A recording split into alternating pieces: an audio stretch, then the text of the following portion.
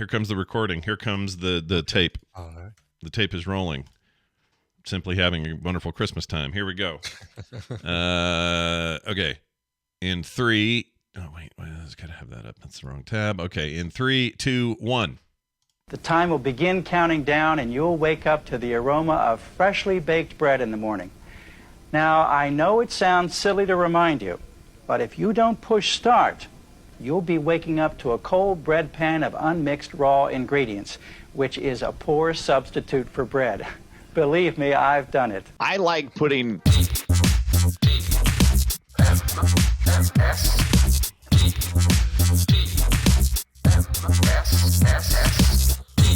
Mountain grown for richer flavor.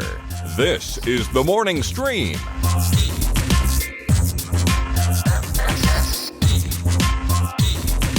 Good morning, everybody. Welcome to TMS. It's the morning stream for August 25th. That's a Thursday, 2022. I'm Scott Johnson. That's Brian Ibbett. Hi. Hi. Hello. It's our final Thursday until next Thursday, or Thursday after next.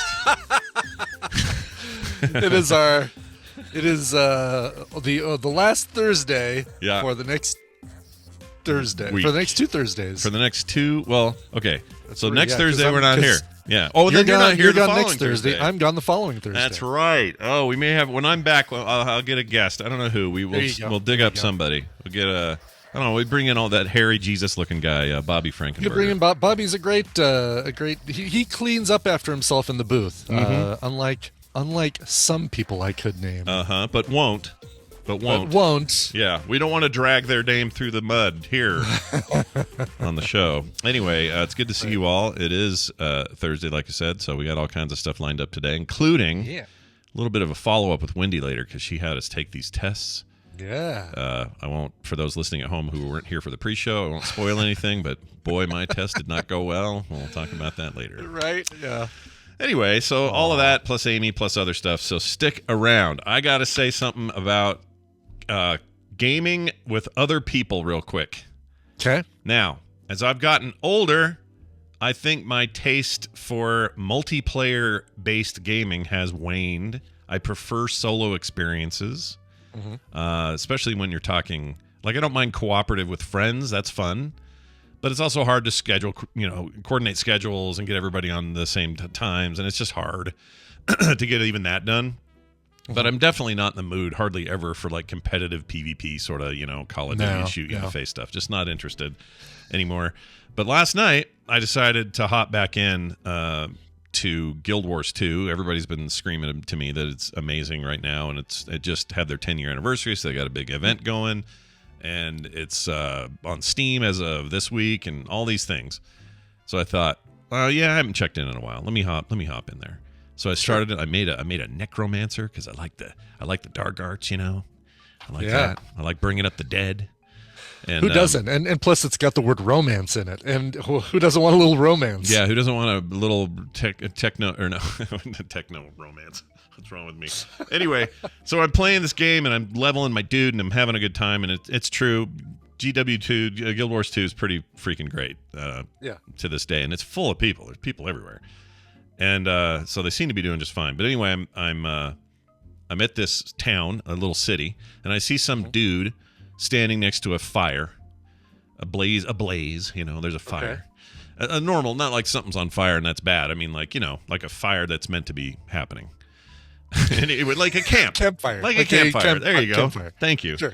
So it's like a hearth, type thing. Anyway, planned fire. Planned fire. Yes, carefully coordinated fire. So I go over there.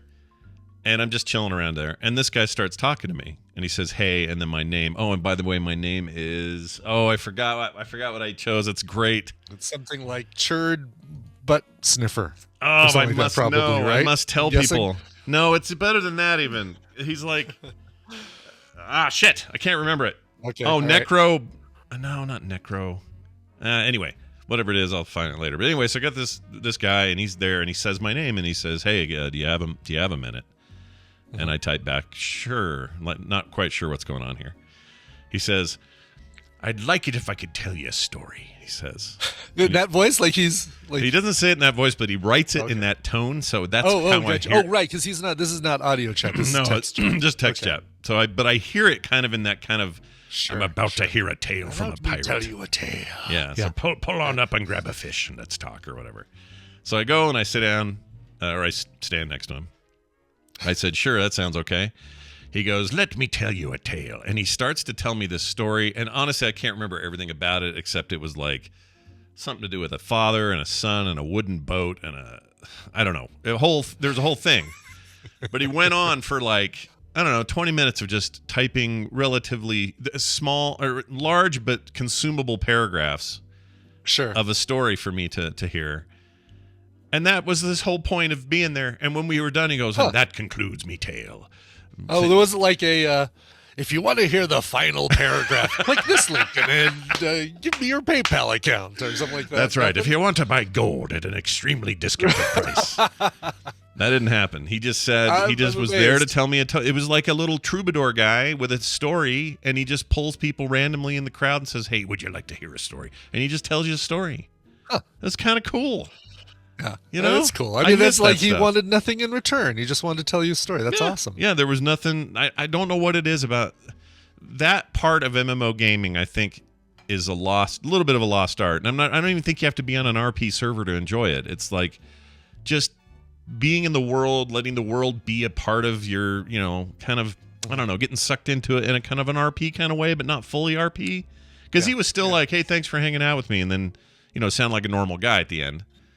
But he just wants to tell these little stories that he's constructed and made. And I thought for a minute, this is some story he's taking from somewhere and pasting it in here. Right. So I went and searched for chunks of the copied chunks of the paragraph out and went to go find it. See if there was just copied and pasted and I didn't find anything. Novel. He didn't seem to have lifted it. It seemed to have been original. He might have had it typed up himself in a Word doc or something. But yeah, totally. Cool. I'll bet he does that. Yeah. Like he'll alter. Whoever will sit with him, he's ready to cut and paste and go. Or for all I know, he told a story from the gut right then. I don't know. Could be. But it was fantastic.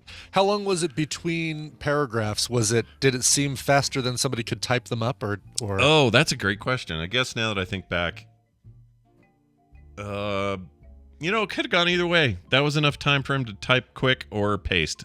If I had to guess, probably paste. If I had to guess. Yeah.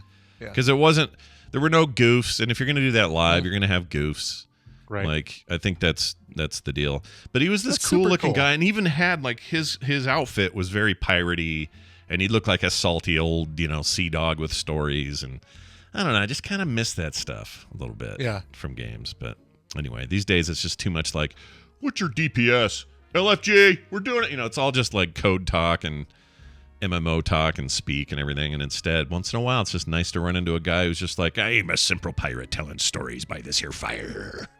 It was great. Yeah. Anyway, Guild Wars 2 is still a great game. Yeah, and I installed this. I know this isn't a video game show, but I installed a bunch of shaders. The game supports mods. Oh yeah, so I saw you tweeting about that. Like, there's some new mods and stuff you can install that make things. I wish WoW did this. They don't let you do this in Warcraft. It's against the terms. But in this game, you can make basically graphical shader mods that make everything look like it just came out. Like, it's a 10-year-old game and shows a little, it's not ugly or anything, but it's not, the most cutting edge or whatever. You add all these shaders, like, oh my gosh, this is like a brand new freaking game. Looks like new textures, new lighting, new, HDR, all this stuff. It's pretty crazy. There are some games that I look and I say, there's very little likelihood that I will ever play that just because of the time and scope involved in getting started playing that. Oh, yeah, it's a huge... Guild Wars is one of those. Yeah, it's a giant, huge MMO thing. It's big, Yeah, I love that for you, Scott. I love that for you. You love that for me? Great. I love that for you. I guess I got this weird itch. I was like, I haven't played an MMO in a while. I'm out of WoW now. I don't really feel like going back there. And what am I in the mood for? And nothing was really clicking. And then I thought, Guild Wars 2, yeah, right. I did like that when it came out and played a bunch. And for on and off, I check in there. And it's free, so it's not like you got to do anything. You just pay play subscription cost or anything anything no like subscription, that. so it's easy in and out. Cool. And it's rad. It's a great game. I'm happy it's doing so well. Cool. Final Fantasy 14 is cool. Don't get me wrong, chat. It's just not for me. I keep trying, and then I fail, and then I try, and then I fail.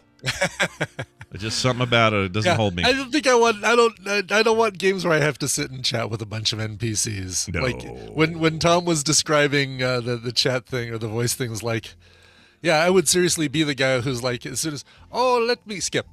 Let me regale you with skip. Okay, maybe you would like to bring skip. Skip. Yeah. Is there It anything? sure is nice in our village. Skip. Skip.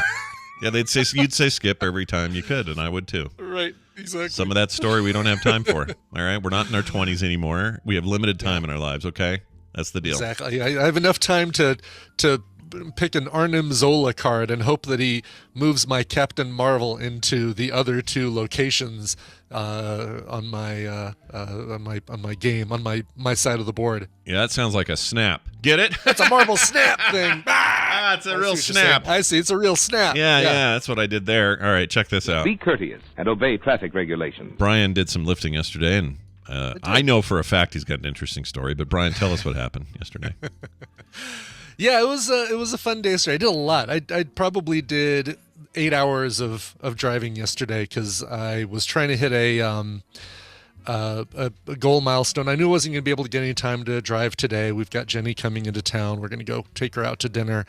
So I wanted to make sure yesterday was my big driving day. So I had my first repeat pickup, basically where I picked somebody up, took them somewhere. I drove for another 2 hours, leaving the city and going to other parts of it, and came back to the original city, picked them up and took them somewhere else just randomly. It was like, as soon as she walked around the car with a smirk on her face, I'm like, oh, hi, Dana. I guess I'm taking you back to your hotel. That's amazing. Wait, so that's not, that. When you said return, I thought just some random person from months ago or something, but no, it was the same day. No, it was the same day. Bookended on the same day. Okay. Yeah. All right. That's how you get murdered, says TMS. That's right. I did have my first, earlier this week, had my first ride where I picked up somebody I knew. It was one of Tristan's girlfriend's friends. Oh, weird. Who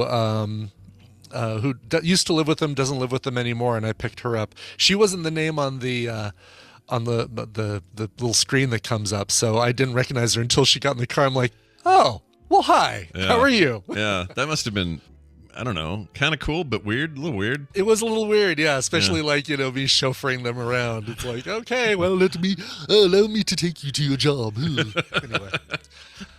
But kind of the pièce de résistance yesterday was me getting a text message or getting the Lyft thing from someone named Sarah. And almost immediately I get in the little notes thing, there's like a thing where people will put notes like, oh, come around to the back of the building, or right. I'll be standing in the front on the right side instead of where the push pin is. And they'll put those notes in. I have a little button that says mark as read, or I can reply with an okay or a sounds good just by tapping one button. Yeah, that makes sense.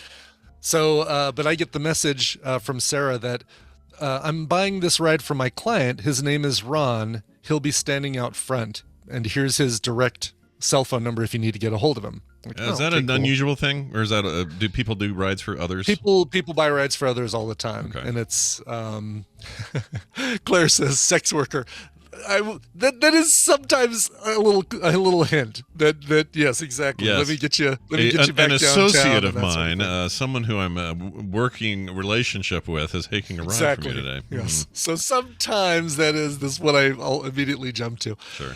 I pull up to the location, and making his way across the street is a little short dude with a big smile on his face. Uh-oh. And he's clutching. He is like holding to his chest a red trapper keeper with all of these papers coming out of the side like a poorly constructed Subway sandwich. So it's not some it's not some 8th grade kid or anything with a trapper keeper. This is not. This is I came to learn, a 61-year-old man carrying this trapper keeper full of papers. Oh no. Or organized papers.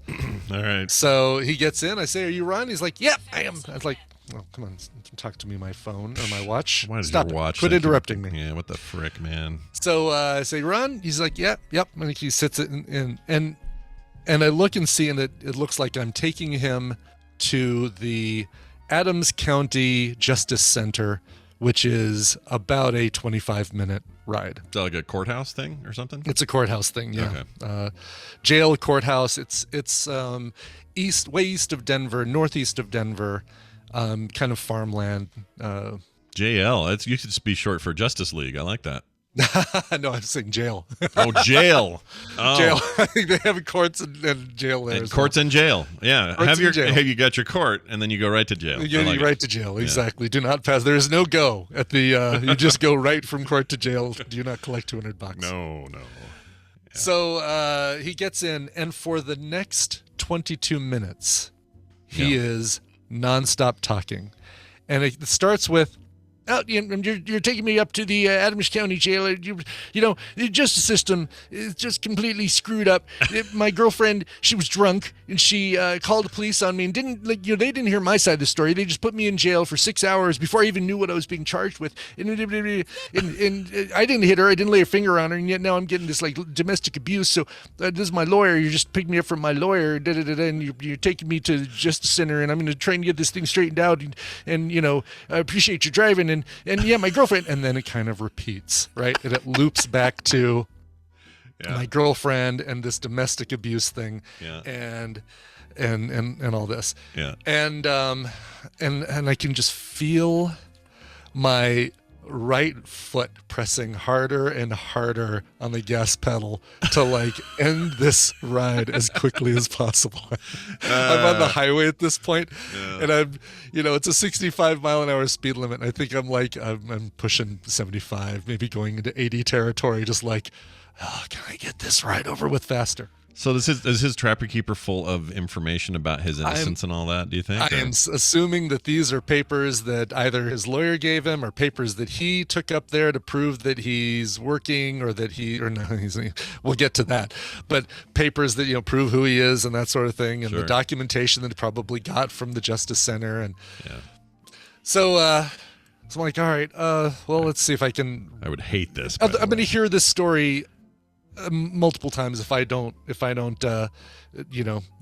of move things along and say, oh yeah, well, sounds like the justice system up there is in real trouble. Yeah, justice system everywhere is effed. It's all because of Joe Biden, and Joe Biden's not doing anything about it. And he's, people say all these horrible things about Donald Trump, but I think Donald Trump was one of the smartest presidents that we've ever had in this country. Like my pedal going further down. Like, pedal to the metal. I'm ready for the flux capacitor to start, go. Yeah. So did he? So where and his? So I don't know how I'd handle this. I feel like you did a really good job as a driver, though, to just sort of listen. All I could do, I don't want to instigate and start a debate with the person in my car, especially the person who is seated directly behind me and kind of has an advantage of any sort of, I don't know, physical harm if I push them too far or something, right? Sure. I'm sure he was harmless, but I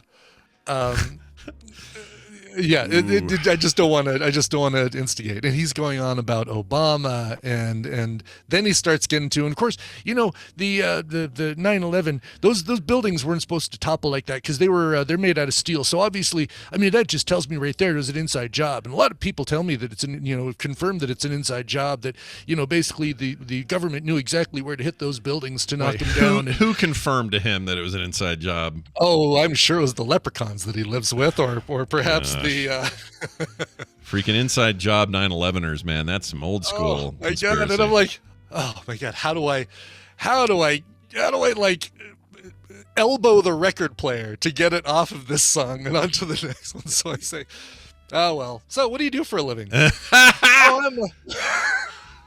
Love it. Oh, I'm currently not working. I used to be a construction worker, and then I got 3 hernias and some back problems. So I'm just kind of waiting for all that to heal up before I go back to work. Like, okay. Well, yeah. Sounds like you got a lot of time on your hands there, Trapper Keeper Jr. with your conspiracies.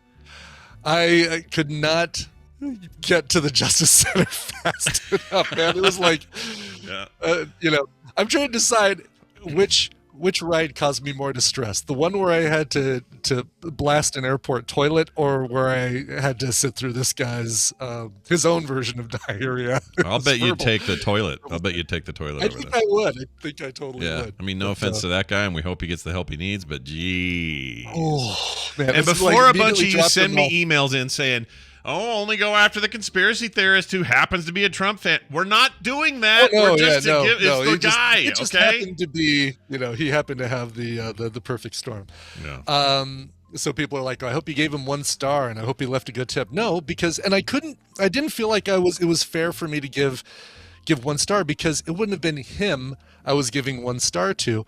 It would have been his lawyer, who I assume said, $50 to pay for a Lyft ride that I don't have to take him up to the Justice Center? Sold. Yeah, sold. Deal. Absolute deal. Okay, for a few Europeans in the chat, I want to clear something up. Trapper Keeper, all right?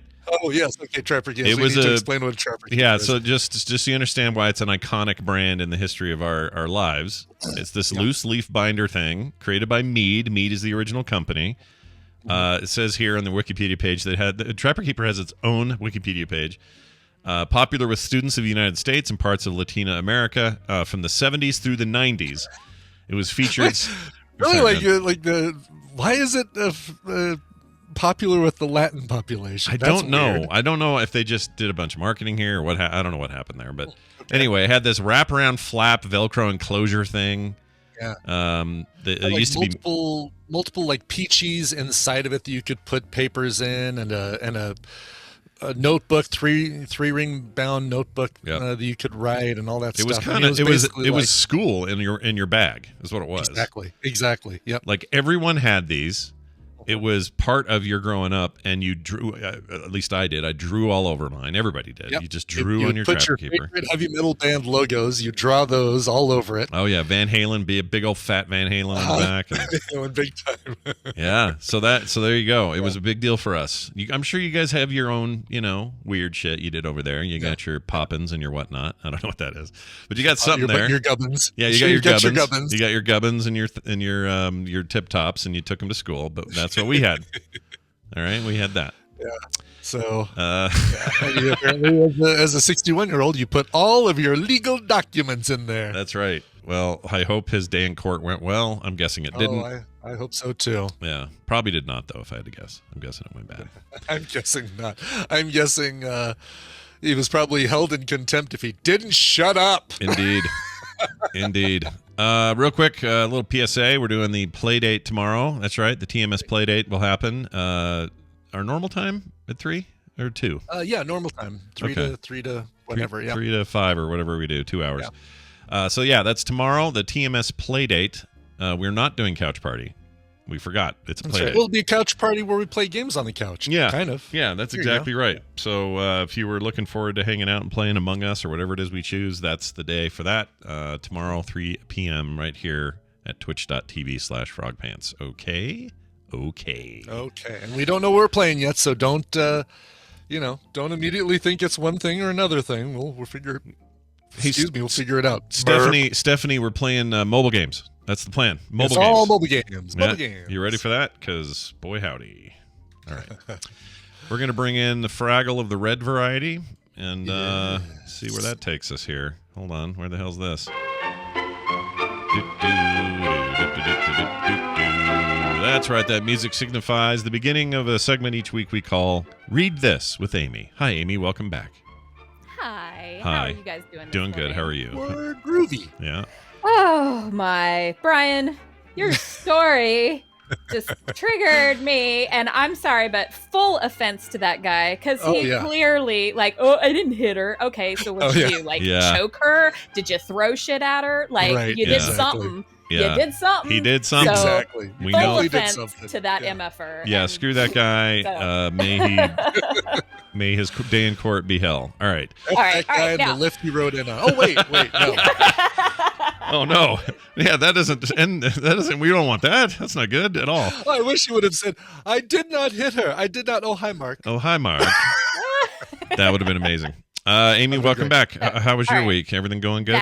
that out of the way. Yeah, it's been kind of a weird and hectic week, I'm gonna say. So, my kids are starting to become of driving age. Oh, Lord. And so we just happened to have a friend who was getting ready to trade in a car, and they were like, yeah, they'll probably only give us like $1,000 for it, but it runs and and we were like, we'll buy it from you. Yeah. Because we need an extra car. Yeah. And so we're spending the weekend, doing the time-honored tradition of helping Dad fix the car. Fun. That's a fun time. It's every young cool. person's prerogative to watch Dad change oily things, Right. And it's like Chuck posted it on Facebook. It's really funny. Come on, kids. You'll hold a flashlight that'll sometimes work and sometimes not. And you'll learn things. You'll be traumatized. It'll be great. It will be great. Yep. You'll get stuff under your fingernails that'll take 2 weeks to remove. It'll be great. That's right. Well, So that sounds like fun. Yeah. I sent you a couple of things, one of which has nothing to do with the book, but I had to send it to you because I was listening to Play Retro the other day, and Dunaway kept bringing up the Piggly Wiggly. Yep. And then yesterday on TMS, he brought up Piggly Wiggly again, probably because, the topipic was peanut butter or whatever. Oh, no, he actually has stock in Piggly Wiggly. I'm sure. Yeah, he's an executive there. So it reminded me, back in my days of doing voiceover, I actually did a series of commercials for Piggly Wiggly. Whoa. Did you really? What? I did. And That's insane. they wanted the most ridiculous voice. So if you want to play the YouTube link that I sent you, Scott. Hell yeah. That you can hear my ridiculous voice that they paid for. This is happening right now, everybody. Listen to this. Here you go. Oh, I can't wait. This is awesome. Hold on a second. Pig deals are popping up everywhere at Piggly Wiggly. You can save on over 6,000 items around the store each week. So no matter what aisle you're on, for whatever trip you're making, you'll find what you need on sale. Look for the pig deal signs when you come in to shop Pig this deals. spring and see your savings soar. From local favorites to national brands, we're all about value at the Pig.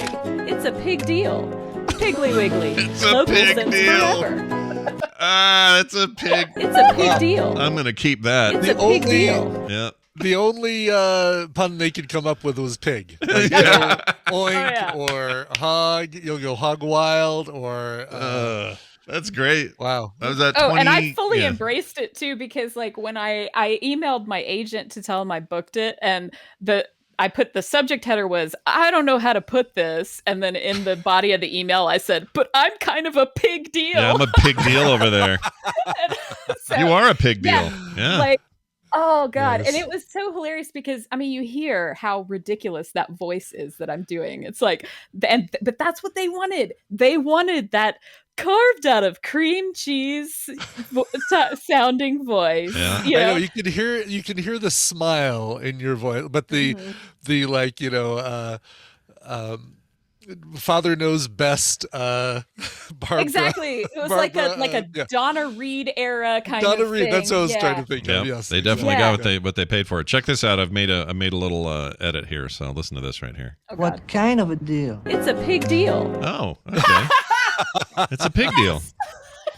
Excellent. Nicely I love done. it. Well done. Oh my gosh, that's great. Well, congratulations, and I hope you got paid in nothing but food or food stamps to go to the Piggly Wiggly. I hope that Oh, happened. nice. Yeah.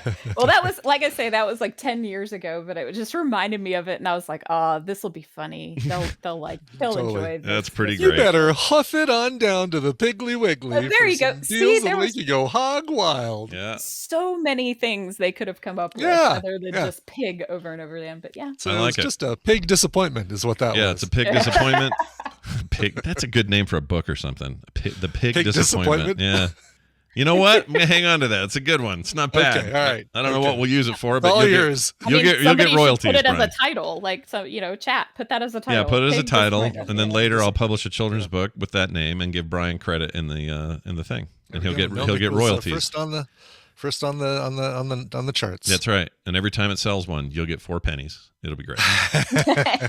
Anyway, so let's talk about reading. And speaking All right. of reading and books, you sent me a clip. You want to set this up? I did, sure. Yeah. So after we had such fun last week being on Mars with Mark Watney, I thought, okay, well, why don't we just go back to Mars, or at least, be on our way back to Mars. So with that, you can go ahead and play the clip. Here we go. Nathaniel says he'll pull out his own eye teeth if they're Martians. That's graphic. Speaking of, how is he? Good. I pulled the door open. He's been making noises about, rocket launches.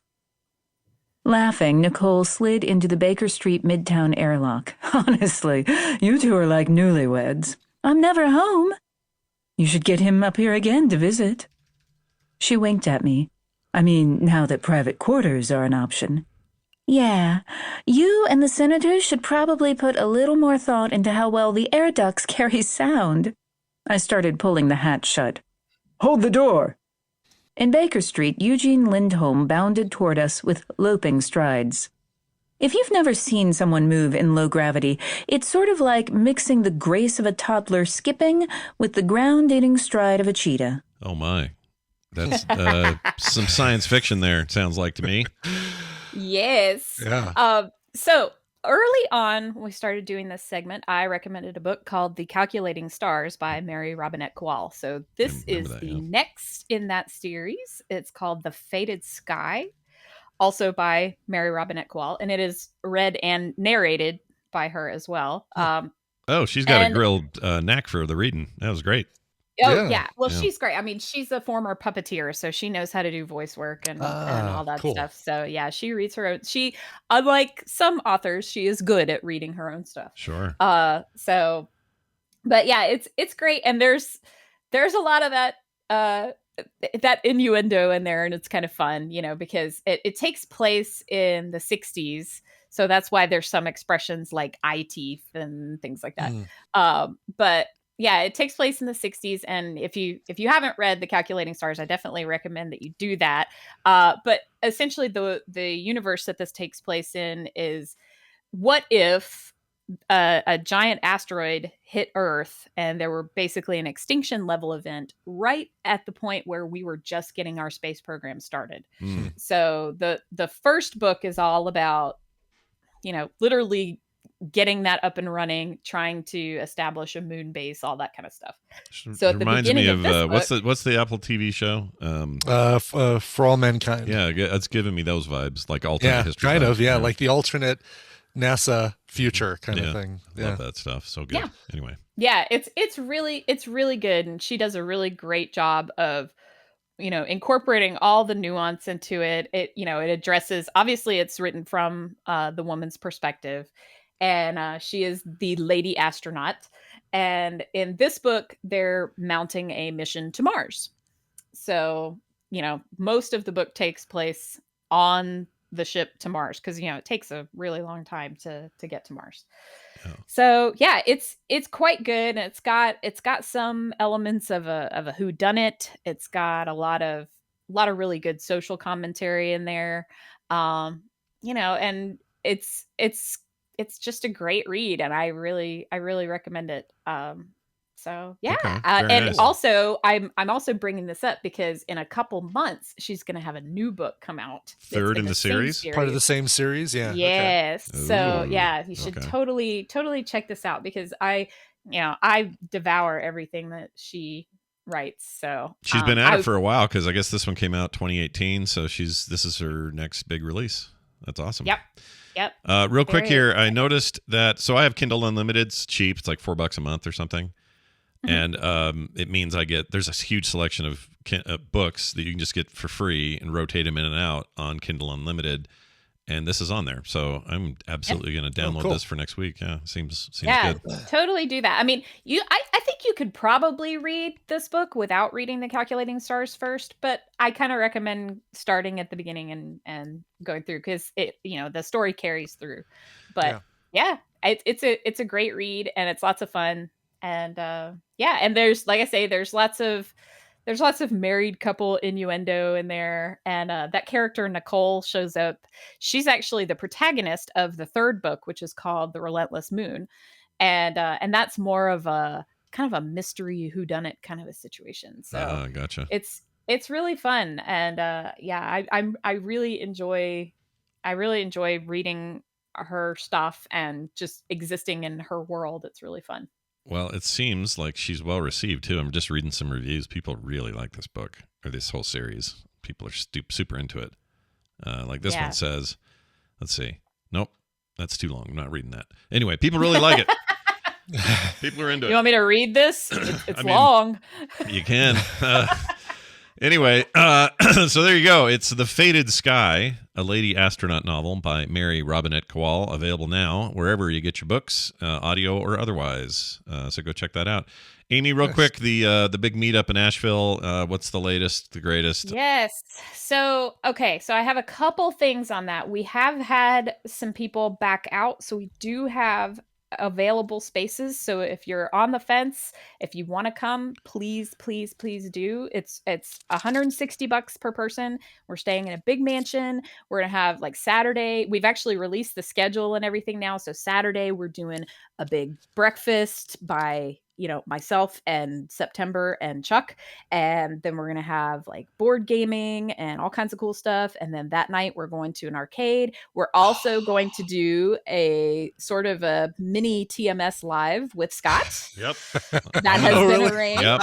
I'm going to. Yep. Oh, very cool. Yeah, which is why I was bugging you yesterday, Brian, about when you were home and when you weren't, because I couldn't remember. Yeah, so that's going to be the 10th. The 10th. So there may still be a chance that Brian will be in the day somewhere where he can do a pop in, and we'll make that happen. For sure. If I'd really can, like I that. would love to do that. Yeah, I would love to see that as well. And, but anyway. and we have sort of loose.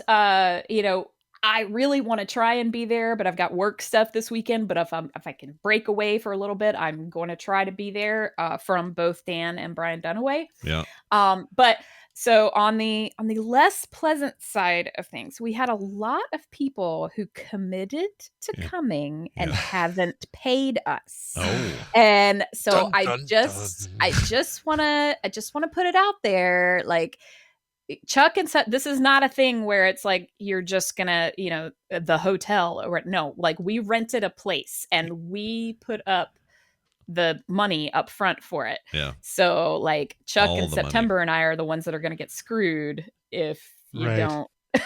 Oh my God, I am looking at photos of this place. I wish I could go. I know, It's it looks got a like so much glass fun. conservatory thing, and Yeah, it's an amazing looking place. Everybody, you want to come. Come on. Yeah. big screen for gaming with that wraparound couch. Oh, like a whole. Oh my God, that room is so 70s with the furniture and stuff in there, Yeah. and the grass wall. Oh, That's pretty awesome. So get with Amy thanks if you were for one of putting those it on people. a weekend when I can't go. Thanks. I'm sorry. I'm No, that's all sorry. right. But That's all right. if we do it again, we will definitely see if we Yeah, can check with me. All right. Yeah, Yeah, check in we'll with check with Brian's you. schedule, please. So, I'm Chuck looking just forward to it, and I posted the really picture hope in the Dunaway chat. goes. He says he told me yesterday he's full on planning on going, but I hope that ends up coming to fruition because Dunaway needs to be. I want him to be the chief frog panther there, that he can get all the cheese and the hugs and the loves. absolutely. And everything. I would like that too. I mean, we tried to get Bobby, but Bobby says he's got too much going on. Oh, Bobby, you and your pilot's Bobby, license come on. and your science. Put that stuff on hold. Jeez. We told him, like, bring the whole fam. Come on. Like, we That's got right. space. So I know what he's worried about. He's worried they won't have hair dryers because I can tell that's a concern that Bobby has in any situation. Yeah. I tell you what, if that were the concern, I promise, I'm a lady. I have a good hair dryer. I'll bring my hair dryer. I'll Okay. bring all my hair products. All right. for you, Bobby. You got it. Jesus better Come show on. up or forget it. This is not That's right. non-negotiable. Well, anyway, 65-inch TV with Disney Plus, HBO Max, Hulu, Netflix, Roku, and standard cable. Come on. Yeah. I mean, Now- it's definitely a swanky place. And, $160 a person. Come Yes, on. that's pretty nothing. pretty cheap. Let me ask you this: if people are out there hearing this and going, "Well, okay, sounds good," but who do I talk to? Where do you want them to go? How do they get in touch? What's the thing? So you can email me at amyrobinsonvo@gmail.com. You can also, I have another email. It's redfraggle3@gmail.com, but that's kind of my spammy email where I send That's where you sign up for stuff. Yeah. Yeah, I sign up for stuff. Exactly. So I might not see it as well. You can also email Chuck at bairdrobinson.com. That's BAIRD Robinson.com. Nice. Or you can hit us up on Discord, Send me a message on Twitter, whatever. Okay. Just ping me and get a hold of me. Facebook, I'm there, just however you need to get a hold of me. Also, you can contact September. Oh, there's also our Discord. I forgot. Jeannie points out the Discord's got a whole group there. There is a whole that's group where you can in see Discord. photos and everything right away. Yeah. If you haven't joined the Discord, you can do so for free without any issues or approval or anything. Just go over to frogpants.com/discord and you're in. So go do that. And under the meetup section, like we have a bunch of posts about it under other meetups, but there's also now there is a temporary channel for just the Asheville meetup. So Nice. And there's all the whole schedule is posted there. The pictures to the place are posted there. Everything is all the information you need is there. And Chuck's contact information and where you can send your payment, all that stuff is all in that Discord post. Nice. Do it, everybody. I want to see a ton of you there, and I can't wait to pipe in and be a little bit of a part of it that day. It'll be super fun. So I'm really excited that we're doing that. That was really cool. So. Yeah. Super. And we're gonna have swag to give away. Oh yeah, y'all. I've sent a big box of swag to September, and she's going to take a couple things out of it for herself for ANTP, and then the rest is all for you guys. So yeah, I got some stuff coming as well. A whole other box. So watch for that. You'll all be swimming in swag by the time this thing starts. Excellent. All right. Amy, it's always good to talk to you. Red Fraggle everywhere. If you're looking for her, just wherever you're at, you'll find her under Red Fraggle 3, because there's always two more. Someone else has got the 1 and the 2, those bastards. I always say that the 1 and 2 are in the museum at the Center for Puppetry Arts. Oh, well then that's your way out of the argument. Nicely done. Yep. It's Amy Robinson, everybody. We'll see you next. Well, not next time, but the time after that. We'll see in a few minutes too. Yeah. With, in a Wendi. few minutes. Yeah, I'm going to add her back. So Amy, just hung up on her, but we're going to bring you back when Wendy's here because you took the test, and it's a long story. But we're going to do that. All right. Let's, what time is it? I got time for a news story, so let's do it. Good morning, everybody. In the news this morning, good morning. This news story brought to you in part by... Brought to you by Coverville today, 1 p.m. Mountain Time at twitch.tv/Coverville. Listen, every 5 years I get to do a Clash episode, all music from one of the greatest bands in the world. The Clash, of course, Should I Stay, Should I Go, Train in Vain, Guns of Brixton, White Riot. I mean, so many great songs, and it's all in honor of what would have been Joe Strummer's 70th birthday. So check it out today, twitch.tv/Coverville. He's still strumming in heaven. That's where he's strumming. He is. Strumming. All right, check this out. This I just had to do the story because it's so weird. NASA released some sound. You always think there's no sound in space. I got some bad news for you. A black hole makes all kinds of sound. Yeah. No one could hear me scream. That's true. Who said that? No one will ever hear you scream, but they will hear a black hole scream. All right. And that's exciting. Anyway, if you guys would like to hear it along with us, I'm about to play it. Here is the sound of a black hole. I don't know why we didn't do this with Bobby, but anyway, here it is. Check it out. Ooh.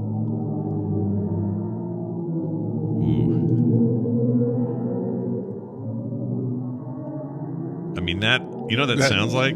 That sounds like in Mass Effect, you got to fight these things called Reavers. Uh-huh. This sounds like Reavers are coming, for real. Yeah, this sounds like why I don't play Resident Evil.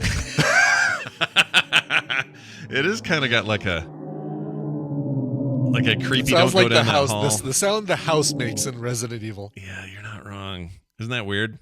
Anyway, yeah. This is let's see, providing a way for sound to travel. The galaxy clusters so much gas that we picked up actual sound. Here is an amplified mixed with some other data to hear a black hole. I don't know what that means, other data. But anyway, wild stuff, man. Yeah, that is some creepy audio. Yeah, creepy. That makes me wonder what's coming our direction. Oh no! Should have asked your Trapper Keeper guy about that. Exactly. What's the deal with aliens? You'd say to him. It's what I assume sound effects are in the movie Event Horizon, which still not streaming, or is it? Let me check because we're waiting to do. I thought we streamed it, didn't we? Did we do it for Film Sec already? Didn't we already do that movie? Hold on. I thought we did. Oh, not Event Horizon. We did do. Wait, was it Event Horizon? A Leviathan you're thinking of. Are you thinking of Leviathan? No. Or Daylight. Maybe I'm thinking of Daylight. Oh. What's the one with the spaceship and it's got the sun and stuff? That sounds like Event Horizon. No?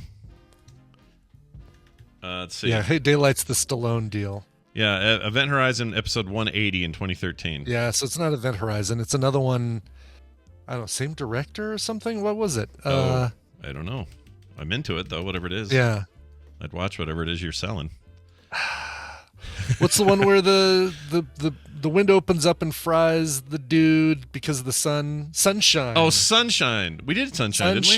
Did we do Sunshine? Did we do Sunshine? Maybe I thought you guys told me to watch Sunshine because it's not... Not sackable? Oh, no, it is very sackable. But it's also amazing. I thought we did Sunshine. Hold on. Did we do Sunshine?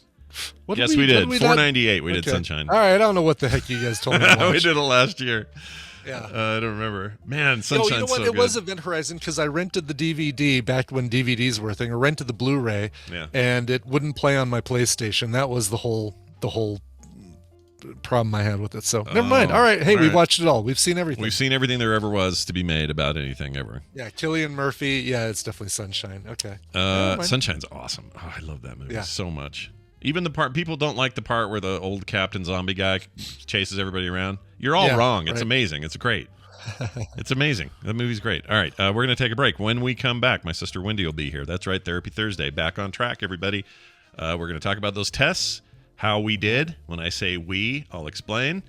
And that'll be after this break with a song that Brian had brought. Yeah.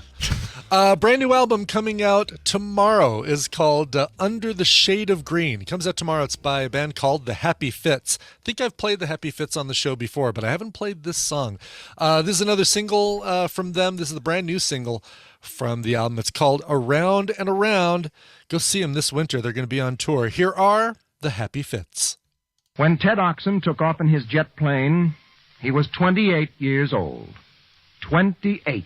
The remains on which the autopsy was performed must, according to certain chemical tests, must have been those of a boy between 9 and 10 years old. This I regard as proof that Danger B exists. Perhaps you will, too. Is that your daddy's truck? Yeah.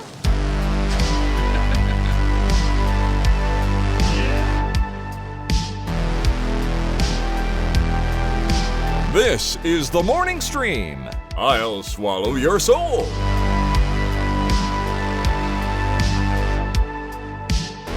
And we're back. Hey, tell me who that was one more time. That was a band called The Happy Fits from their brand new album, Under the Shade of Green, comes out tomorrow. There's a song called Around and Around. Lovely. That sounds all right. Let's see here. We're going to add Wendi to this call.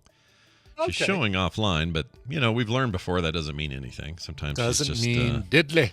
She's like my mom with the technology. I hate to tell her. She's just a little on the old, I don't know how this works side of things.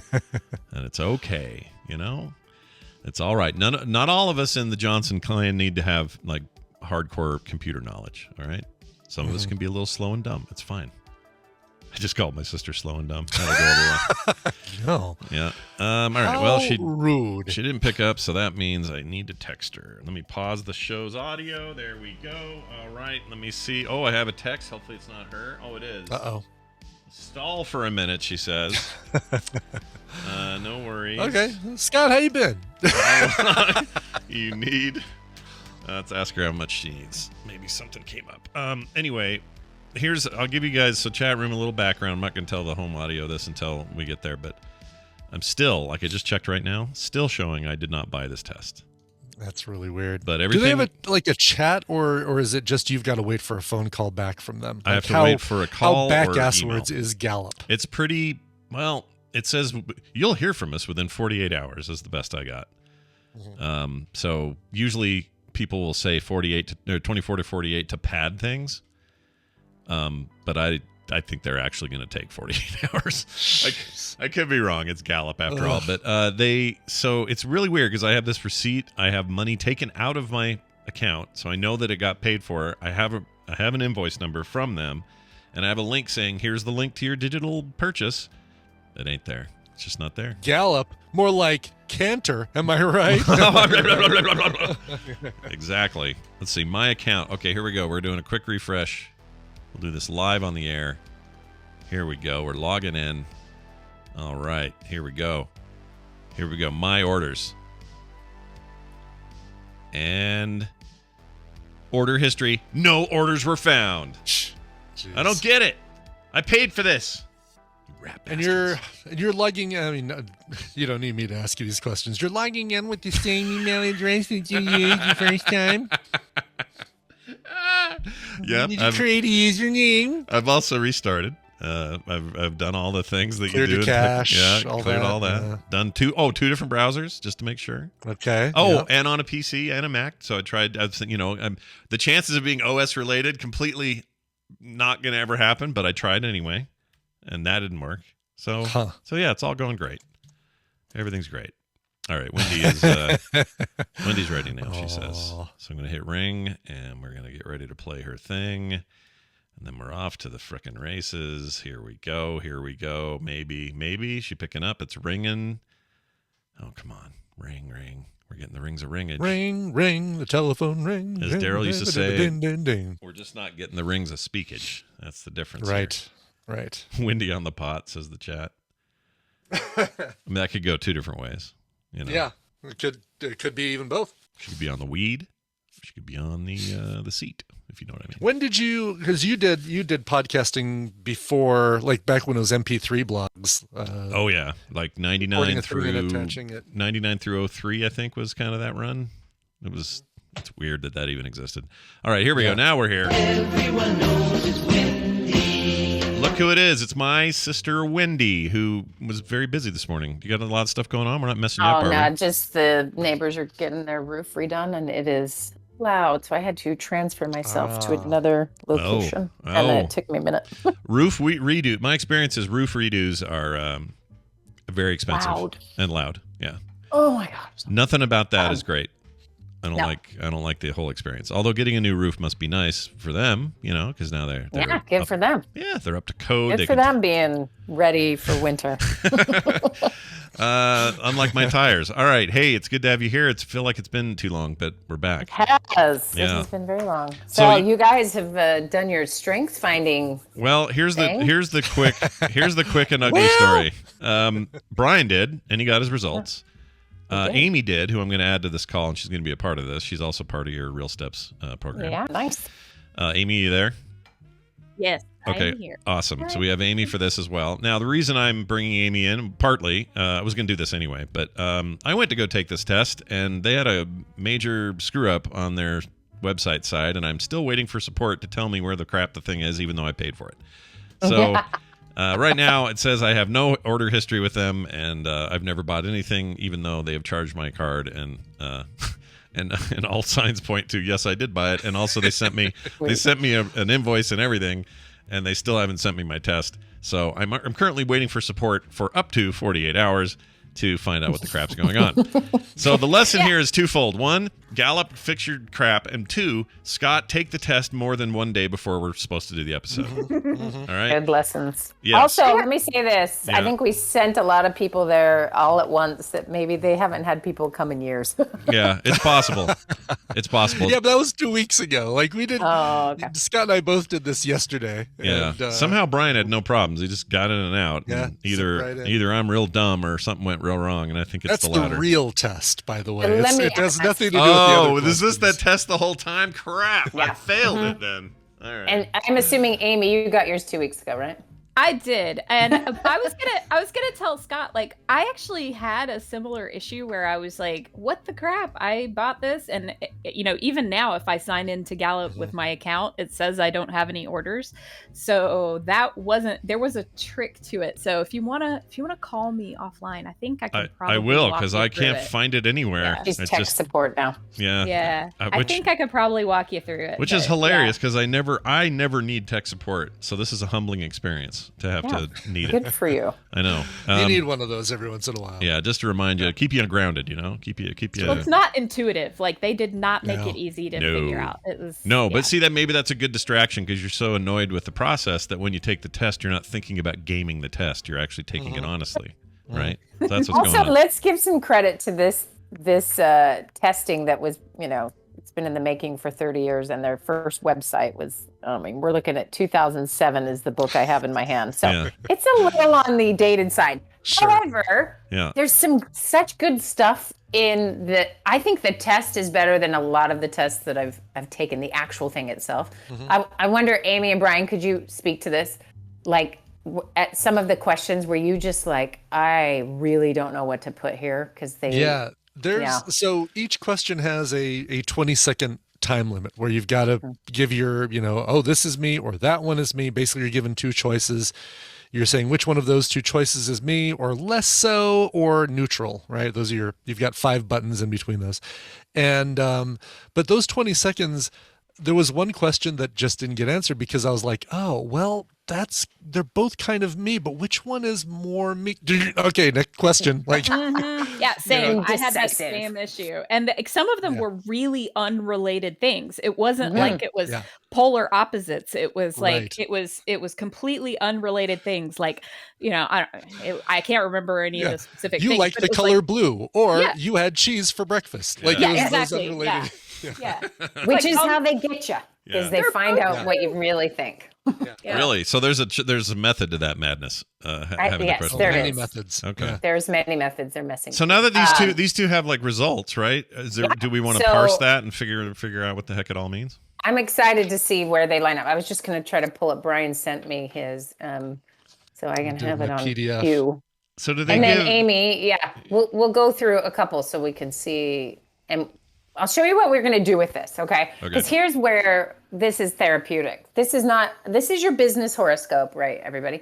And when you go through their website that's janky, and then if you get the book that's old, and you start to think about it, you're like, oh, this is how I can work well with others in my office. This is, I work really well with people with this style. I like this leadership stuff.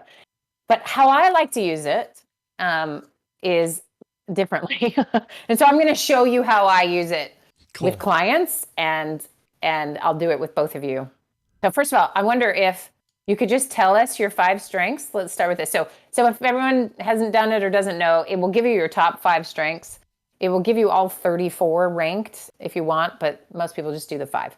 So there's a lot of different extra for options. The 34. Yeah, exactly. So there's 34.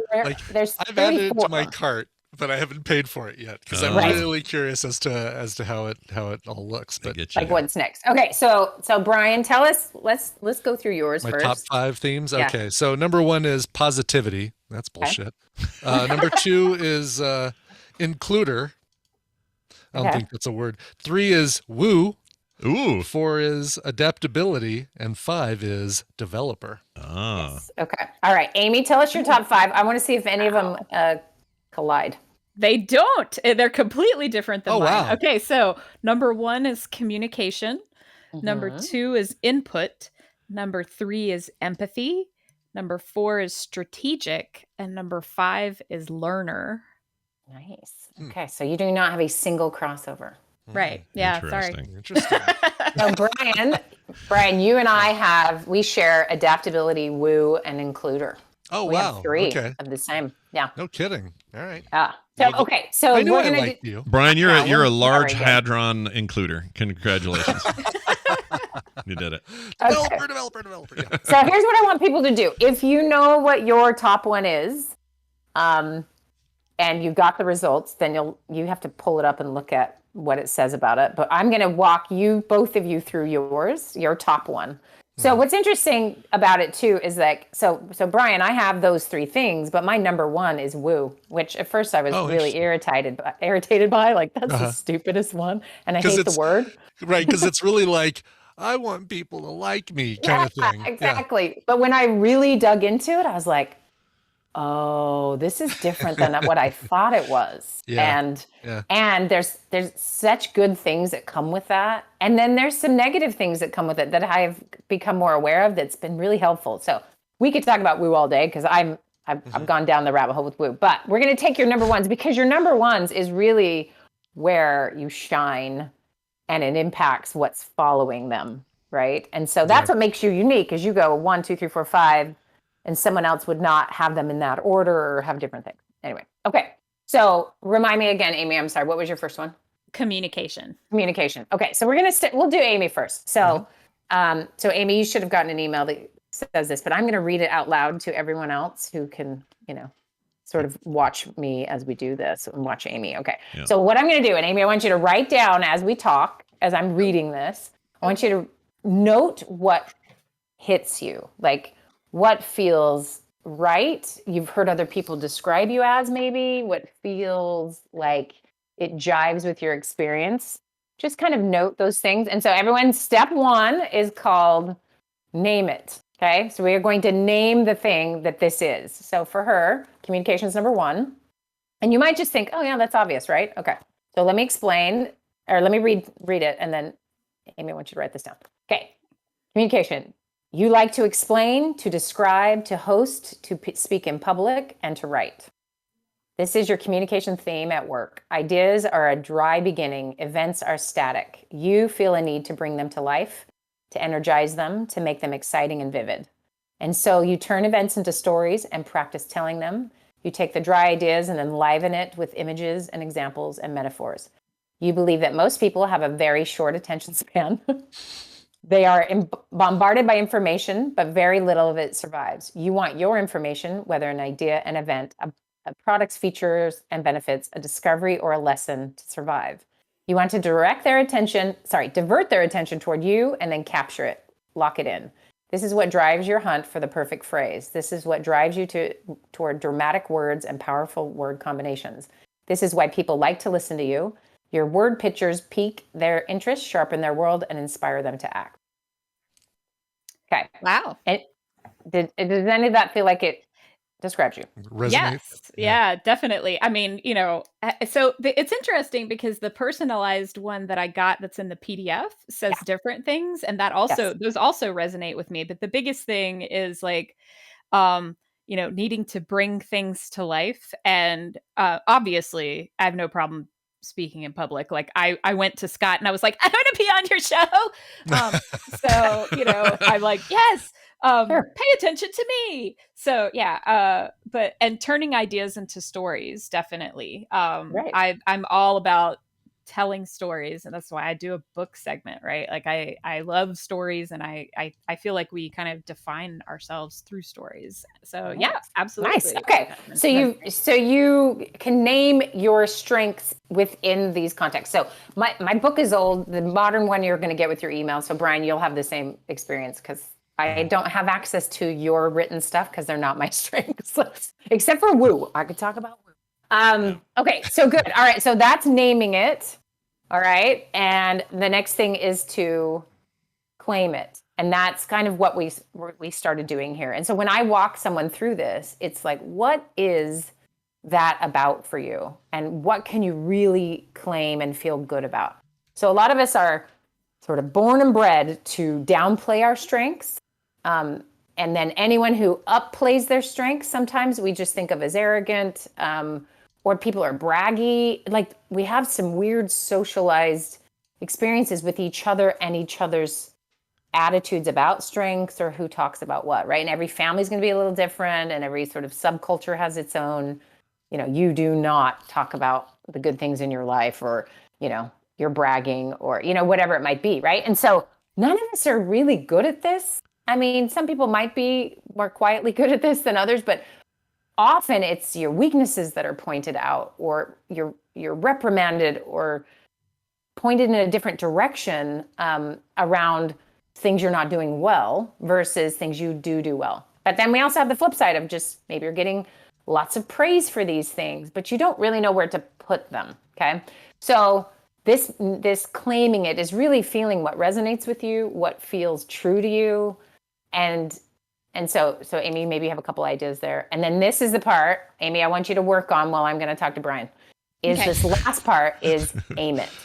Okay. So we've named it, claimed it, and aim it. I want you to come up with, I don't know, 2 or 3 things that you can do to aim your communication skills. So calling Scott and saying, hey, I want to be on the show. That's an example of aiming your communication strength, right? So it's Amy aiming. Got it. Amy is aiming. And so, so think of a couple things, and then we're going to go through Brian's things. So no one wants to hear about everyone's strengths all day. All right. Okay, Brian, how about, so with positivity, did you read the paragraph on positivity? I did, yeah. And it does seem to describe me. And I know there's a lot of people, or the couple of people in the chat room, maybe even just one specific person who's like, it feels like a paid horoscope for gathering data kind of thing. Yeah. These are all positive traits for sure. Like you could probably say, oh, I am this and I am that. This one I do feel is is kind of what people would describe me as first and foremost over everything else, if that makes sense. Yeah. As opposed to any of the other positive things. You want the shared theme description, right? Not the big paragraph about. Well, the big I'll read this and then you could read that. I just want people to hear what is in the positivity and then what you own from it. So let me speak to the idea that I mean, I have called this a business horoscope 10 times, right? Like we all know how horoscopes work. You find your thing and like, oh, Tuesday is my lucky day. You're right. Yeah, right. Exactly. I mean, you could, name 18 positive traits and everyone will say, oh, I have all 18 of those. But right. Sure. But here's why, when you dig a little deeper, and this is why I use this in therapy, not in like, now go to the office and be positive, is because people are really bad at knowing what their strengths are. They have been trained to only work on weaknesses or to stare at their weaknesses all day long. And what happens is if you can use your strengths in more directed ways, what you find is some of those weaknesses bother you a heck of a lot less, right? You start to go, well, guess I'm just not good at that. I'll hire someone to do that part and I will do what I'm good at. So, okay. So yeah, Brian, what resonated with you in that paragraph? It definitely, the fact that I have no problem revealing details about my life and telling stories about not just like, oh, here's a great thing that I did or a great thing that happened to me, but also I have no problem saying, oh yeah, I had to, this negative things, right? Disadvantages like, oh yeah, I had to take a huge poop in the airport and I parked illegally so I could do it. Like, it's almost the description of that. It says that I sense that there's something good in every person I meet, and I do try to look for that. Can I interrupt really quick? Yeah, If people are hearing this and they're like, yeah, most people do that. No, they don't. That is not what's happening. That's right. Oh my gosh. Somebody immediately try to look at what the worst thing is about that person so they can and some of those obviously, Brian, when you say I tried, do you really have to try that hard? It's just happening. No, it just happens. Exactly. This is what I'm trying to get at, is when this gets it right, it just gets it right. Like this is just who you are. Anyway, sorry. Yeah. Let's see. Driven by your talents, you feel most content with your life when you're in charge of your own decisions, actions, destiny, and or choice of friends. Again, okay, could apply to a lot of people, but I don't like I balk at somebody else making decisions for me, and I kind of am tempted to always go the other way when somebody does that. So it's it is definitely a more content thing in my life.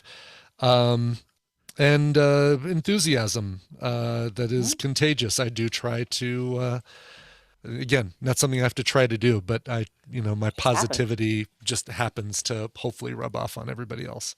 Yes. There's one sentence in here I wondered what you thought of. Some cynics may reject your energy, but you are rarely dragged down. Yes. Yes, Scott is kind of that way. Whatever. I really want to know Scott's. Is Scott's first one like... I know. We should take bets on what Scott's... Easy now. It might be just fine. It might be perfect. Who knows what I got? Well, no, I mean, none of them are bad. None of them are like, oh, yeah, you piss on things that other people like. It's not... Right. They're like, all positive things. It's just like, all right, which one is going to be the prominent one, the leftmost one? Well, and that, I guess, sorry, Mr. Johnson, you're a garbage human, and we're going to refund your money. I guess that was my question. Does this thing report any kind of negativity? Is it meant to? Is it not meant to? It's not meant to. Because nobody wants to spend money to find out they're an ass. Well, this was a big deal at the time it came out is that no one talked only in the positivity. It was constant effort on weaknesses. And so their research initially is how much effort on working on a weakness makes a difference. How much does it take to make a difference? It takes a ton of effort and you have kind of not so much to show for it. But when you pursue your strengths and you find a way to elevate those things, I mean, the increase is so much bigger, right? So that's the point. That's why they don't go negative. I think each of the positive paragraphs, though, does end with not a negative, but here's where that good thing about you is a disadvantage. Like for Includer, you are much less inclined to be solitary or a loner. By nature, you're more sensitive than other people to what it feels like to be left out of a group, a conversation, or an activity. I have major FOMO, so that's definitely a thing. So yeah, I mean, it's the each of the positives has this like, yeah, here's the kind of thing you want to stay away from, or is going to cause you problems. Yes, and I mean, as soon as I started reading mine, I was like, this is why I buy everything from anyone who comes to my door. And it's because I have to woo a stranger, and then by wooing them, I got to buy what they're selling. And it's a problem. Oh, so Misha's hardcore woo. I just realized she's the you're also woo. Do you remember when we all got in a cab together? It was a nightmare. Oh, it was huge woo. Yeah, how do we get this guy to be wooed? Yeah, how do we? Three of us. All three of us were working really overtime to try to impress this dude. You're right. It was ugly. Yeah. Yeah. Okay, so Amy, let's go back to Brian. Good. All right, so Brian, you've got your name it. I think you can claim some of those things. I want you to think about that for a minute. What can you really own? I love how you always say, "Well, I try to," which is not true. You are not trying; it's just happening. That's the claiming part. Yeah, I know. But it says I don't claim things under one of these. We're all look, I think we all have, and Wendi, you can speak to this, I suppose, but everybody who's actually doing those things tends to want to not brag about them. You know what I mean? Yes. Like, so that's just me. I do the same thing. I do the exact same thing, but Brian's just like, he's saying things they're like crutch words we all use to not take too much credit. You know what I mean? But Brian deserves all the credit for being like that. It's not a lot of effort or hard, so people don't always think of those things as valuable. Yeah. Like, it's not that valuable. I had a friend, I was like, I'm annoyed by the woo. I think that's stupid. And she goes, can I explain 3 things that I see your woo creating? And I'm like, what? Yeah. And it's because she's a strategic organizer. Yeah. So what she said was, I've seen you have really hard conversations that can only occur because you've already wooed them. Yeah. I'm like, whoa, you're right. I can call someone on their crap, which is what I do in therapy after I get them to love me. And they have to trust me. Like, it's something I am practicing without even thinking about it all the time with clients, is we are going to get into the weeds. But if they don't know I care about them and they're safe with me, I mean, I have to woo them. And so, maybe I'd be an awesome waitress, except I drop stuff all the time. So that'd be bad. But I can get someone to trust me. Then I can do something else. And I think because it comes so naturally, you're just not going, what's a powerful tool? Instead, you can see someone else. Like, I think of my friend who's so strategic and so organized that I'm like, why can't I have those things? Those are awesome. Yeah. And it's because I don't, right? And those would require effort. So that's a piece of it, don't you think? That's part of it. Okay. Okay, so Amy, are you ready to aim it? Oh, let's hear how you can aim your positivity. I think so. So a lot of this I do already, right? Like, in the paragraph that they sent me, it's one of the biggest sentences that stood out for me was, it's very likely that you spontaneously regale people with funny anecdotes, timely jokes, witty comments, or whimsical ideas. Amusing others brings you pleasure. You have a gift for making people laugh out loud. All of that is super true. And I thrive on that. And I mean, and I kind of sideswipe Scott every week because I send him a clip from a book, and then I'm like, so let me tell you this story that has nothing to do with anything. And so I kind of already do this, but a lot of times I'll use anecdotes to deliver messages. Like, if we're talking about professionally, I'll talk about, right now I work for a place where the software people are, it's all internal, right? So we're not selling software to other people. We're writing our own software. And so I am constantly telling anecdotes about my old job where I did work for a software vendor to say, hey, y'all are letting the vendors get away with way too much crap. And here's why. And I'll tell them these whole stories about how, like, customers would actually, just demand so much from us. So, I use anecdotes to deliver messages, like, and also, I use it with my kids a lot. Now, my kids, they're, when they hear, okay, let me tell you a story, my eyes just glaze over, but yeah, like that's how I kind of, I'm like Aesop. That's how I deliver a moral message, is with a story, And that's why you never put an apple in a pie or something. Right. Yeah, exactly.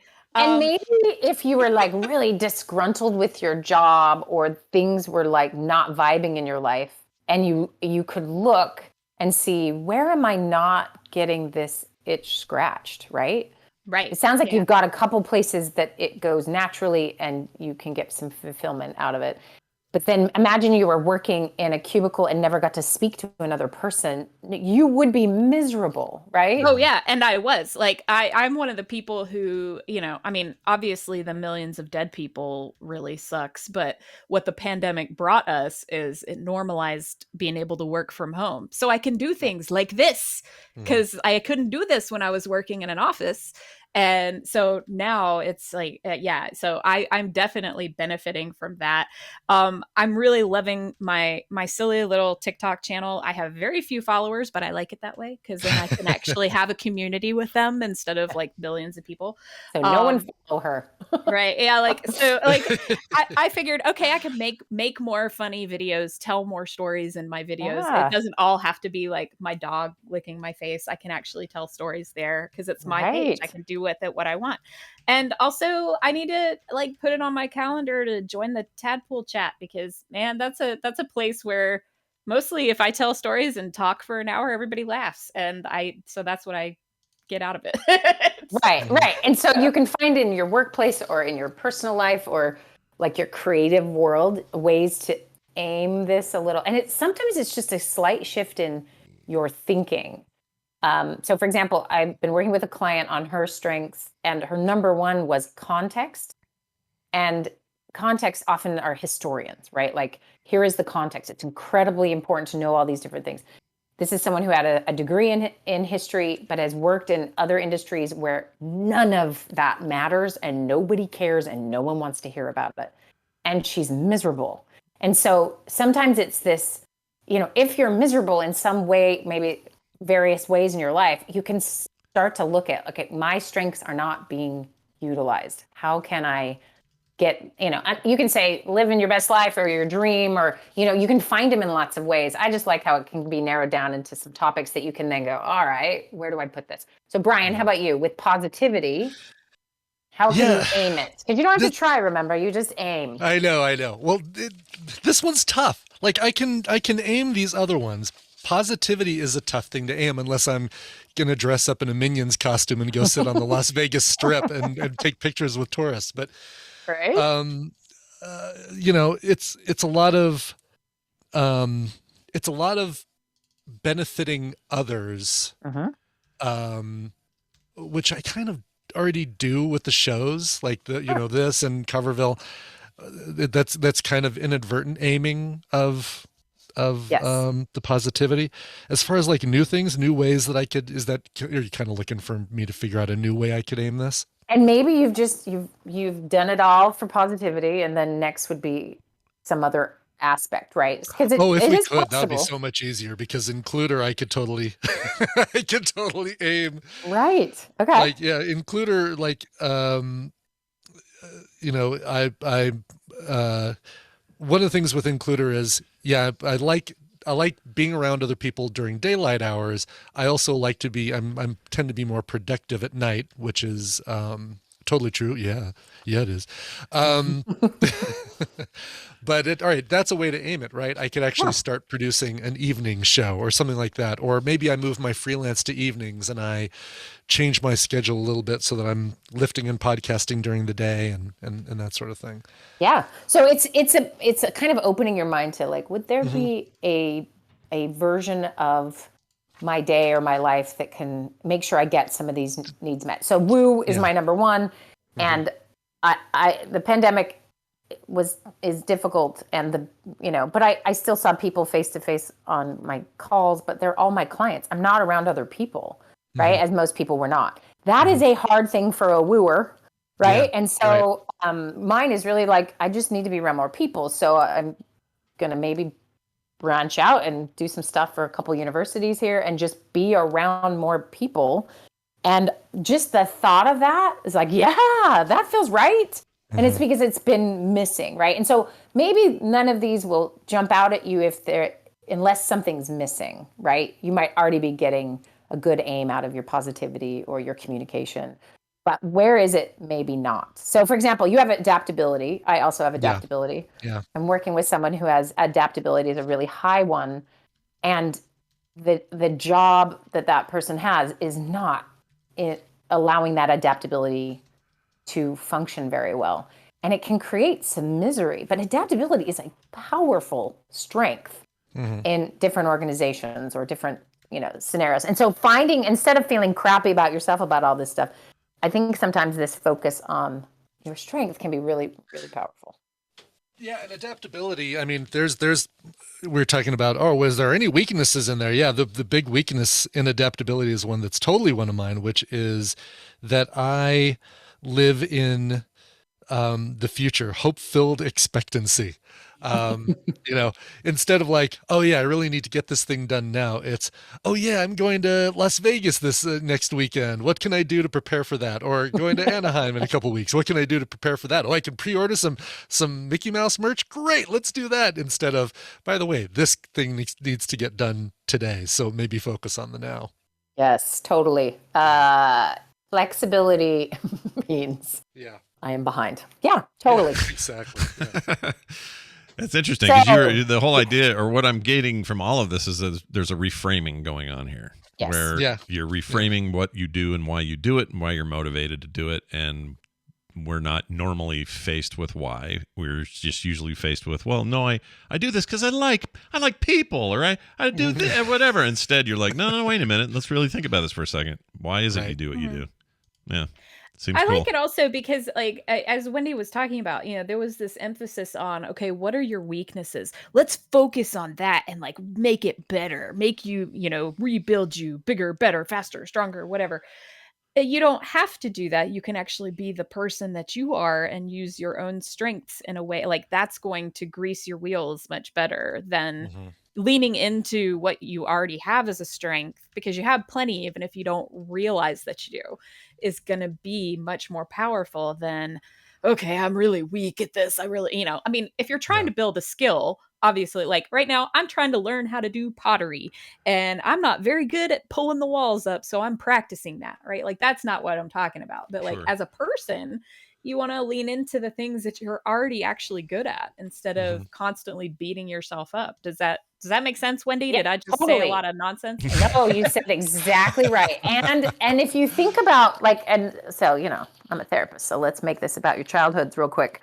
When you think about your, what were the messages you heard about your positivity includer, woo, adaptability developer, Brian? Or what was the messages you heard about other things you aren't good at, that don't come naturally? And so you can find, and this is very common when you've got like an emotionally, we call them family misfits. So just like a kid who doesn't quite fit in the family, in the sense of everyone's an engineer and you're a very creative, painter. And you're like, I just don't fit in their strengths and they see my stuff. And so you can have a lot of psychological difficulties that can come from not having your strengths acknowledged as valuable, your natural abilities as valuable or seen. Sometimes some are more obvious to people and some are less. And maybe even have a lot of pain around this focus on you doing things wrong. I can so relate to that. I know Brian can. I mean, Brian, you come from doctors and surgeons and stuff like that. Oh, and, yeah. A lot of expectations. And nope, I'm going to be a podcaster. You ever just say nerd when you're around them? Because that's how I handle that. Actually, it would be great. I'm going to start doing that now. Yeah. Wendi does it to me. Actually, it's funny because in our growing up, instead of somebody who was older, who was like hitting all the notes or whatever, it was always Wendi who everybody would use and say, well, why can't you get grades like your sister? Why can't she had A's her whole time and like all that kind of talk. It's good to have a hobby that you're drawing, but maybe you could focus on a marketable skill. Yeah, exactly. I went through that a Whereas lot. I got told I talk too much. Yeah. Like I got told all the time, like children are seen and not heard, you know. Yeah. Right. Yeah. And just imagine for a moment if, Scott, I was just a bad student and you didn't have that. You know, your younger sister making everyone look bad. Yeah. Which, by the way, I'm 7 years younger. You were like 14 by the time I went to school. No, I know. It didn't matter because it was the older you got. Like I remember even in my 20s, I'm freaking married. I got a little kid by then, and people are all like, "Oh, I don't know why you had such a hard time in high school. Look at Wendi. Look at Wendi." That's usually mom, though, right? Sorry for that. No. It's not you. I think that's a mom thing, and she should be sorry for it. Because the irony is, I never heard one word of any of these things. I know. You were always kept from that for I don't know why, but that's Mom loved labels. She was into it. The answer to that, Scott, is because I broke you guys in for her. That's right. Right. Yeah. That was one of my strengths. You're welcome. My strength was to test you, Mom. Yeah, to break down the walls. Okay, but hold on. Like, take Amy's thing of being told you talk too much as a kid. Just imagine for a moment there is a talkative kid, and instead of you talk too much or children should only be seen, not heard, it was channeled. And I think this is where, for the parents listening or people who are leaders in business or in their organizations, right, to see through this lens really shifts things, right? So I asked my kids, I was like, okay, guys, what do you think your strengths are? And, Pete's naming some weird stuff. And I'm like, yep, your strength is being weird. Yep.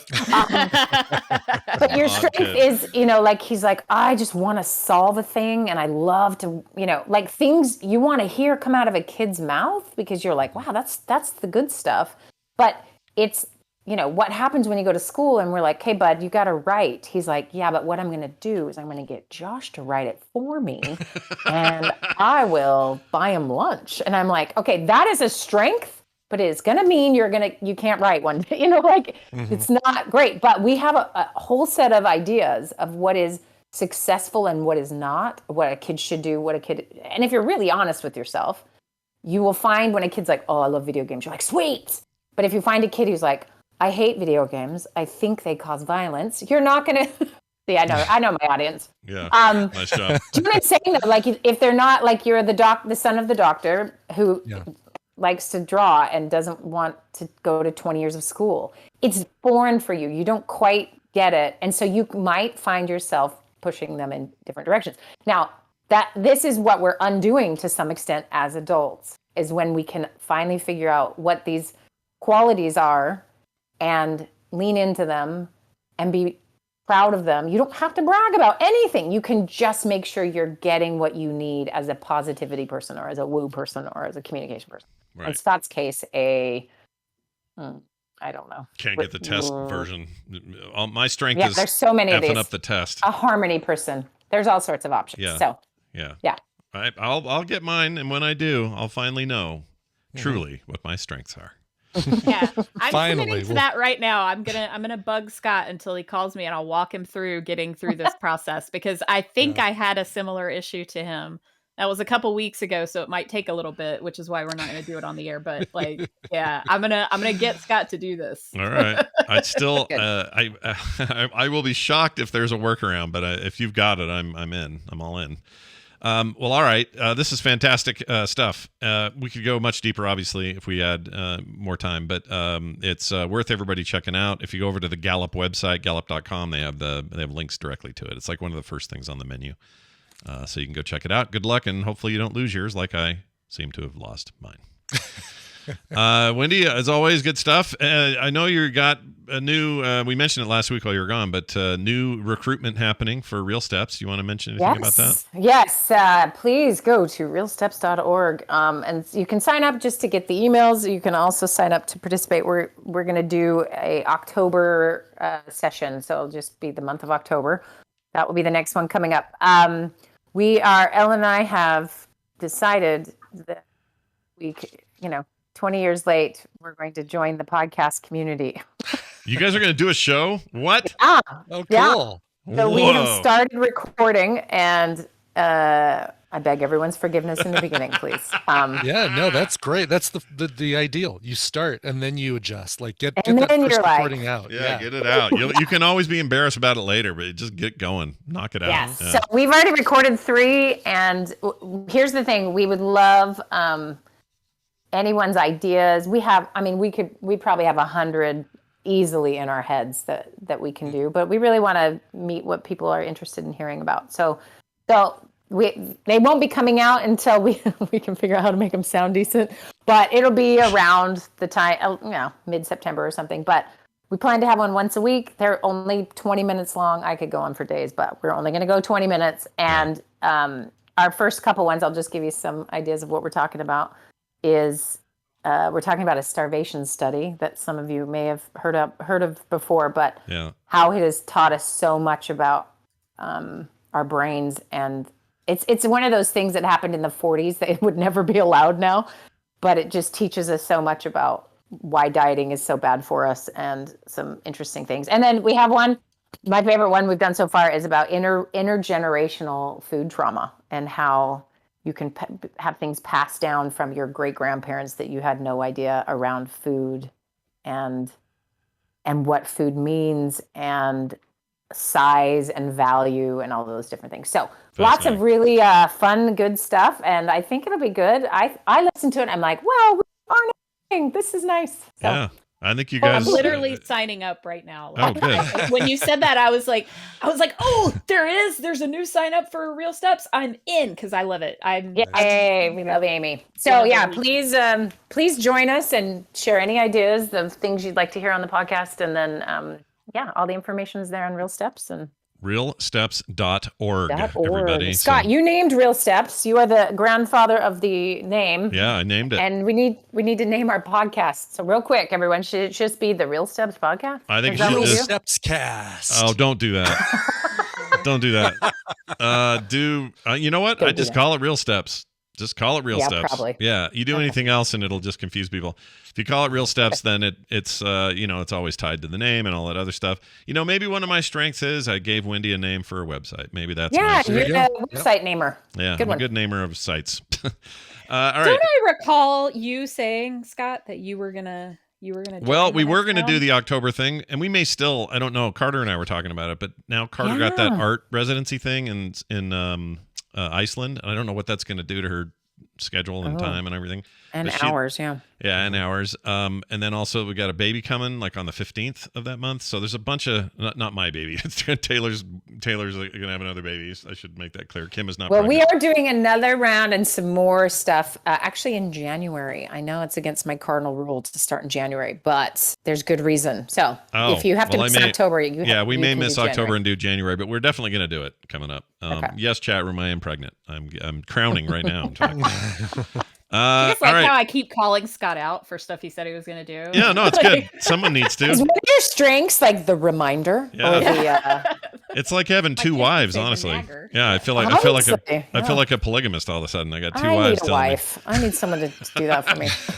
Adam's a pretty good wife. All right, that's going to do it. Wendi and Amy, thanks for hanging out with us, and we will see you after my vacation next week. Bye now. Bye-bye. Bye. Why can't I remove people? Oh, I made her Amy, I made you the Lord of the Room. Can you give me room keys again?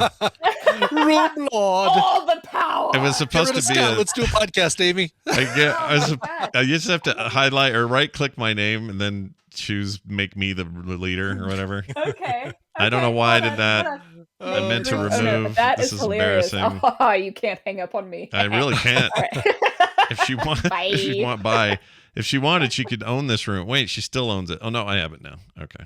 That's hilarious. Wow. They're right next to each other. So if you click where it says remove from group, you click make owner, and then there's no confirmation. They just threw the owner.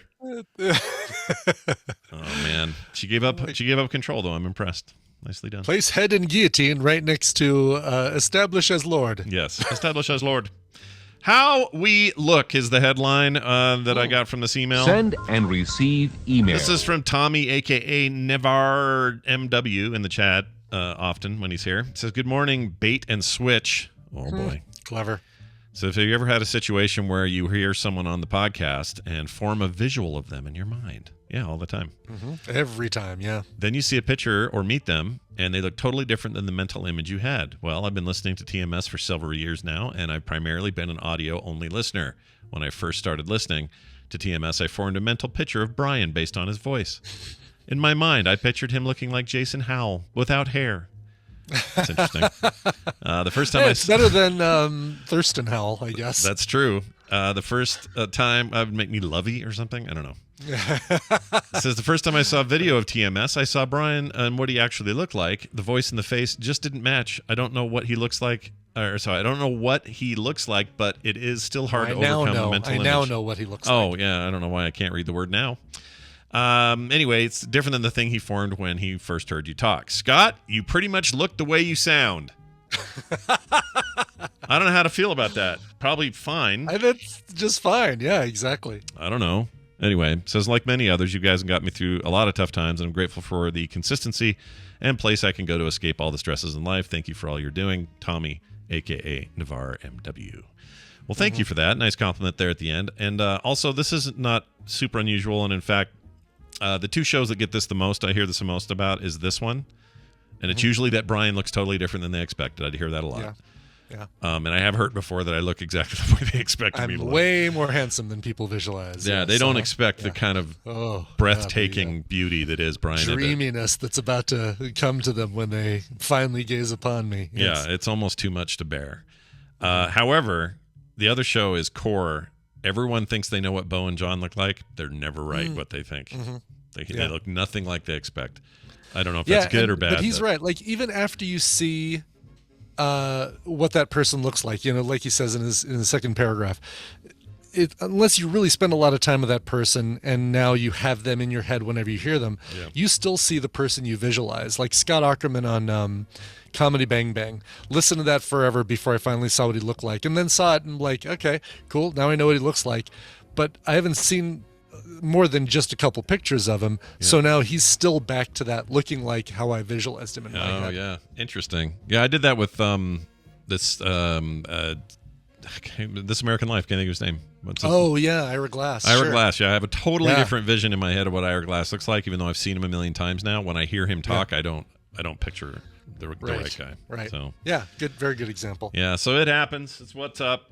Real quick, show notes about today. Coverville, as Brian mentioned, you got your 1 o'clock today. Your 1 p.m. 1 p.m. Yes. Yep. Twitch.tv/Coverville. Yep. And you're going to be doing a little snap there on the side while you're doing things. I will be playing snap while I play some music, some Clash. Nice. The Clash. The Clash of Clans. No, that's the right. Marvel Snap. That's what we meant. That's right. Core is tonight at 5. If you want to know what's going on at Gamescom.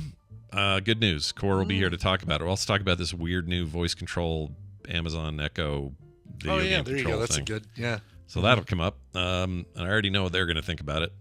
So we'll see how that goes. Film Sack this weekend. We're doing Transporter 3, which is a long time coming. By that, I mean we're glad we're done with the trilogy. And we finished it up for our hot movie I can't wait summer. to see what I talk about with Transporter 3. It's going to be exciting. Yeah. Who knows what we'll say ahead of time for Transporter 3. Anyway, that's this weekend. Also, our play date tomorrow, and then a quick reminder, or we should have a TWBD as well this weekend. So all things look good. Oh, yeah. And there will be a Guess the Connection tomorrow before our play date. So I will be giving away some more prizes. Nice. If you can figure out what my songs have in common. Yeah, what do your songs have in common? Turns out what they have in common. So there's that. And then another thing I was going to mention was what? Oh, so next week, no TMSs. Going to put a little, I don't know, maybe a little extra something here and there every day if I can from where I'm at. I don't know what the internet's going to be like. Anyway, we'll see. Don't feel like you got to commit to that. Enjoy I'm not yourself. Go this overboard. is time for you to, literally don't do that. But don't say, I'll try and get something up every day, or I'll try and get a couple things up.